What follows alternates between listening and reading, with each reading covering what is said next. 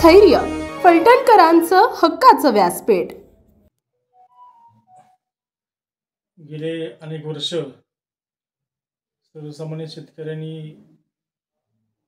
जे खंडगिरी शेतकरी होते त्यांच्या दृष्टीने अतिशय महत्त्वाचा निर्णय महाराष्ट्र शासनाने काल त्या निर्णयाचं परिपत्रक जाहीर केलं। तो म्हणजे वर्ग 2च्या जमिनी वर्ग 1 करण्याचा निर्णय घेतला आणि त्यामुळे अनेक खंडगिरी शेतकऱ्यांना न्याय मिळाला। मी सर्वप्रथम महाराष्ट्र शासनाचं महसूल मंत्री राधाकृष्ण विखे पाटील, त्यावरच राज्याचे मुख्यमंत्री उपमुख्यमंत्री आदरणीय अजितदादा पवार साहेब, दुसरे उपमुख्यमंत्री देवेंद्र फडणवीस साहेब, या सर्वांचं मनापासून अभिनंदन करतो। तसेच या प्रश्नासाठी गेले अनेक वर्ष ज्यांनी प्रयत्न केले ते विधान परिषदेचे माजी सभापती आदरणीय श्रीमंत रामराजे नाईक निंबाळकर साहेब यांचंही मी मनापासून अभिनंदन करतो। आम्ही सातत्याने या प्रश्नाविषयी आवाज उठवला आणि अनेक अधिवेशनामध्ये याबाबत आम्ही लक्षवेधी असेल किंवा प्रश्न उपस्थित केले आणि त्यानंतर या प्रश्नाला न्याय मिळाला।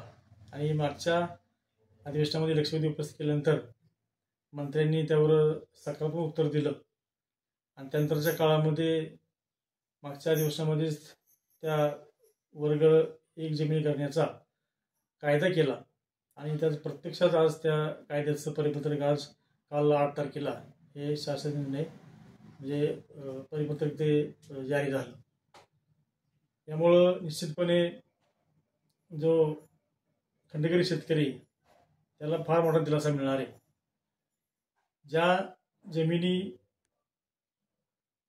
खंडाने देताना वर्ग 1च्या होत्या त्या जमिनी पुन्हा वर्ग 1 करताना त्या शेतकऱ्याला कुठलंही अधिमूल्य भरावं लागणार नाही, परंतु ज्या जमिनी खंडाने देताना वर्ग 2च्या होत्या त्या जमिनीला सरकारी नियमाप्रमाणे अधिमूल्य भरून त्याही जमिनी वर्ग 1च्या करता येणार आहे। त्यामुळे निश्चितपणे या निर्णयामुळं फार मोठा दिलासा या शेतकऱ्यांना मिळणार आहे।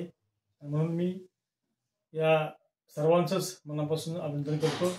खरं तर रामराजे नाईक निंबाळकर त्या काळामध्ये महसूल मंत्री राज्यमंत्री असताना त्यांच्या नावानं समिती स्थापन केली होती आणि या समितीने अनेक शिफारशी या शेती महामंडळाच्या बाबतीमध्ये केल्या होत्या।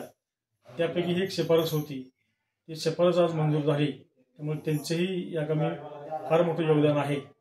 मी पुन्हा एकदा महाराष्ट्र शासनाचं, महसूल मंत्र्यांचं, मुख्यमंत्री, दोन्ही उपमुख्यमंत्री आणि श्रीमंत रामराजे नाईक निंबाळकर साहेब यांचं मनापासून मी आभार मानतो।